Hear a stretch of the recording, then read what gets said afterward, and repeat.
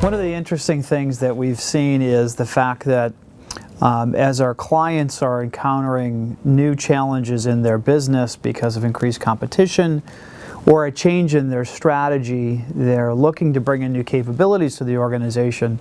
And to develop those new capabilities, we think of those in terms of people, process, and technology. The people component is often the most difficult part for organizations to get right. And if you think about the types of skills, knowledge, and abilities of your workforce, really thinking about the workforce in terms of those future capabilities is critical.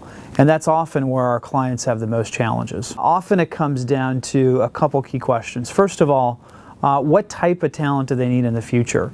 And we typically see organizations look internally first around what roles do we have today, how can we deploy the talent in those roles to other roles in the future.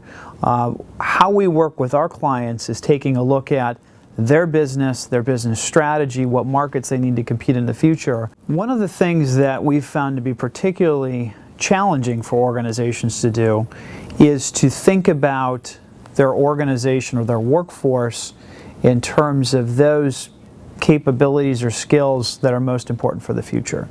To kind of cut through the often very political conversation of what talent matters most, we create something that's called a value tree. Not that different than a Michael Porter value chain or a fishbone diagram. And what that helps us do is identify those key capabilities that are essential for the business to build, and then map those capabilities onto the type of roles most critical in the future. Traditionally, HR has approached workforce planning from a headcount planning standpoint. So finance will identify how much the organization can afford, and HR will help the businesses determine how many people will fit that number.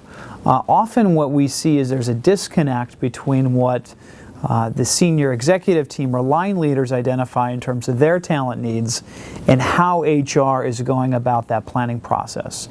And the disconnect lies really in terms of bridging that conversation from strategy to talent.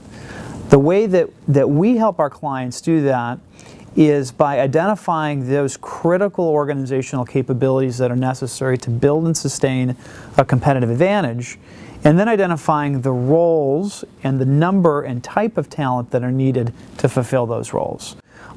If you can bridge that gap, often what we see is organizations can leverage talent to a strategic advantage versus just using workforce planning as a headcount planning exercise.